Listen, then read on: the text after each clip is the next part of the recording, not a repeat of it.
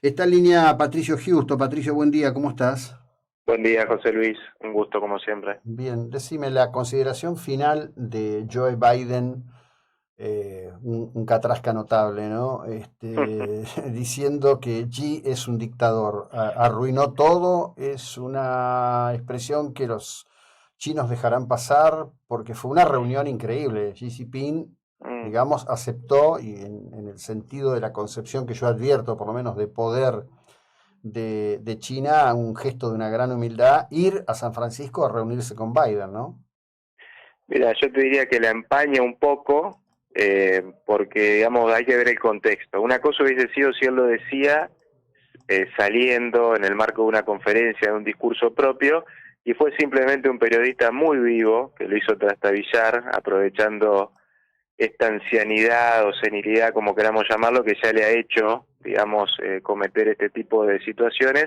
Y si uno ve la cara de Blinken en ese momento, después vi un video que apareció mientras él decía eso, Blinken como que se agarraba la cabeza, no lo podía creer.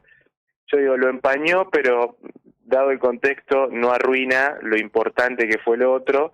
Y la primera declaración de Biden cuando sale de la reunión fue: hemos hecho progresos importantes.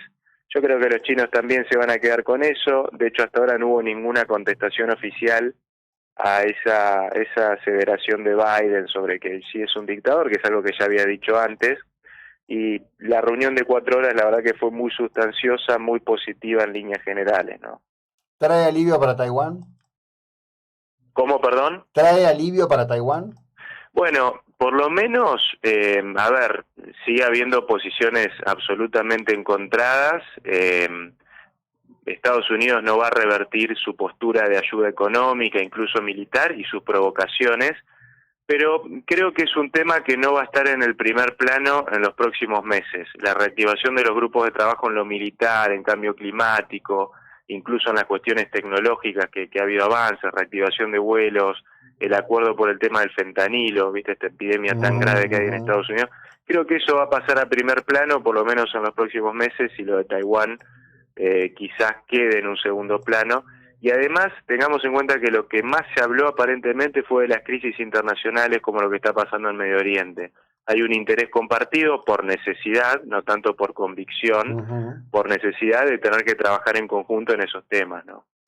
Sí, claro, evidentemente. De cualquier manera, me parece que China en este sentido, por lo que yo advierto mirando y recorriendo, viene haciendo una tarea silenciosa para evitar un mayor involucramiento de Rusia a través de Siria, particularmente en el conflicto, ¿no? Sí, totalmente. Son esfuerzos que uno puede decir, bueno, la verdad que no tuvieron los resultados esperados, pero si China no hubiese tenido ese rol, quizás estaríamos en un peor escenario inclusive, ¿no? Ujú. Así que eso hay que destacarlo. Yo creo que Biden lo valora y Biden sigue considerando, creo que acertadamente, que China es un actor fundamental, no solo en la crisis de Ucrania, más que en el conflicto ahí en la guerra, por supuesto desde ya por la relación especial con Putin, pero también China es muy importante para el futuro, para la futura evolución de lo que está pasando en Medio Oriente, que preocupa a todos, ¿no? No, por supuesto que sí, obviamente. Estamos frente a una situación en progreso que no tiene miras de detenerse, pero que también me Mm, parece que significa un conjunto de elecciones. A ver, en primer lugar, Irán se corrió completamente del lugar, no solo hizo una declaración formal diciendo nosotros no tenemos nada que ver, nosotros no sabíamos nada.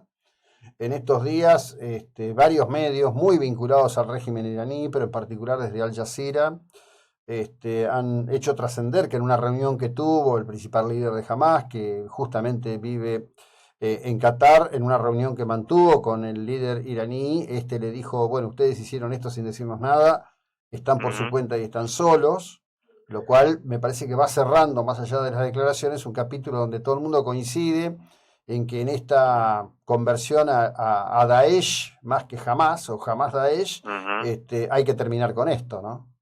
Bueno, y la inteligencia que ha surgido desde el 7 de octubre para acá, todo indica también que Irán se enteró el mismo 7 de octubre de lo que sucedió. Claro. Digamos, esto no es para hablar bien de Irán, No. simplemente para poner en contexto, como estás bien vos diciendo, efectivamente lo que pasó.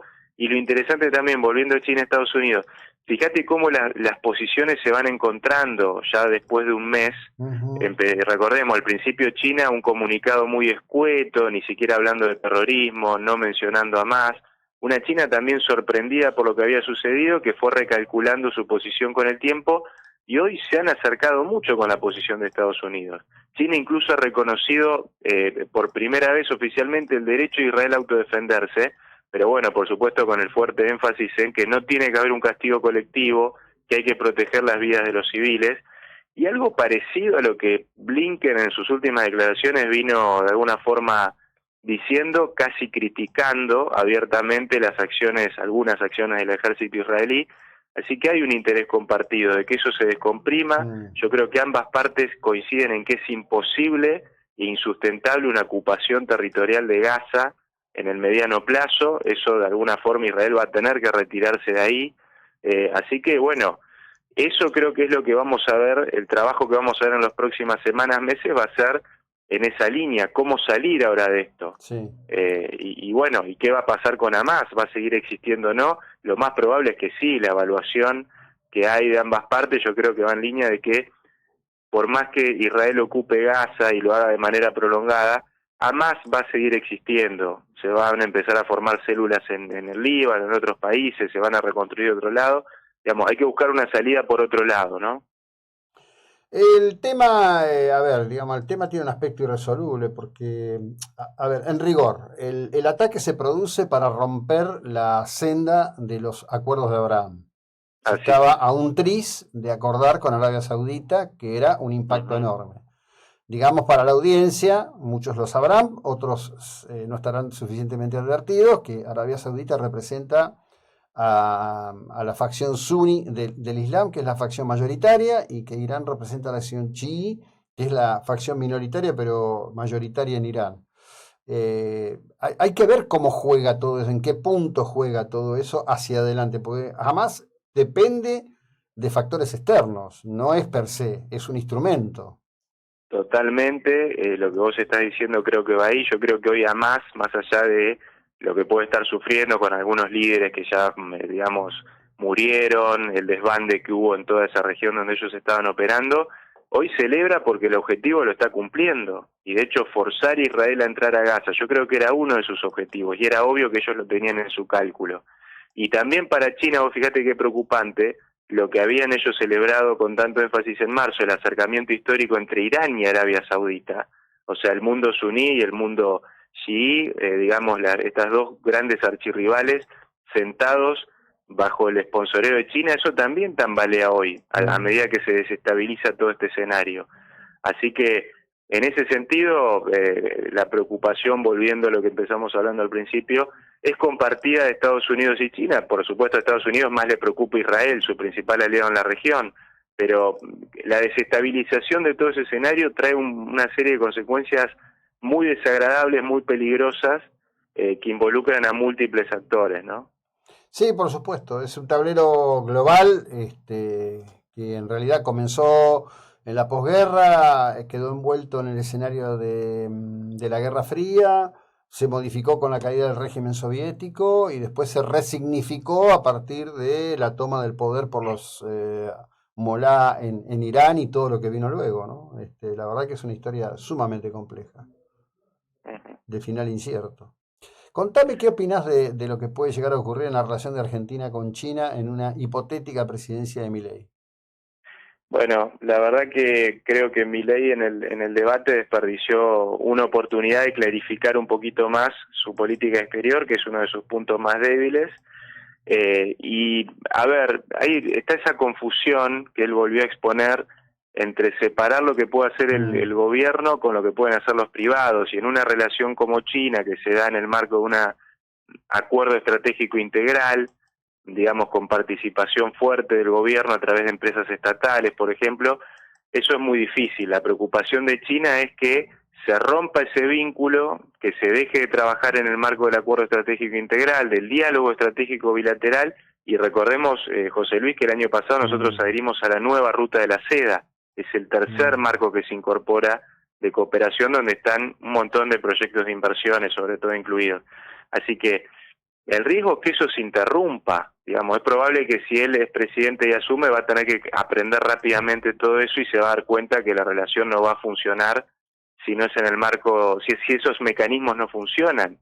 Digamos, los privados solos van a poder hacer poco y nada. Vos fíjate, ahora fue la CIE, la mayor feria de importaciones y exportaciones del mundo, que se celebró en Shanghái, con más de 30 y pico de empresas participantes.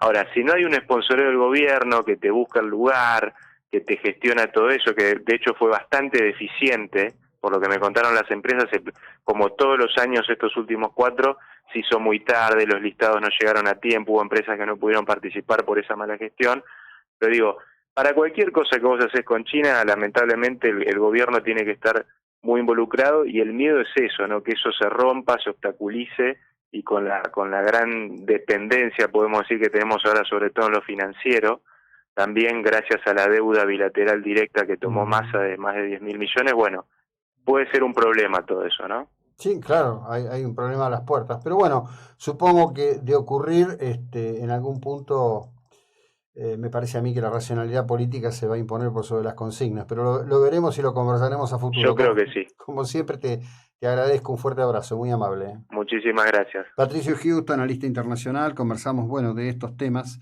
8:31 minutos, esa es la hora en el territorio.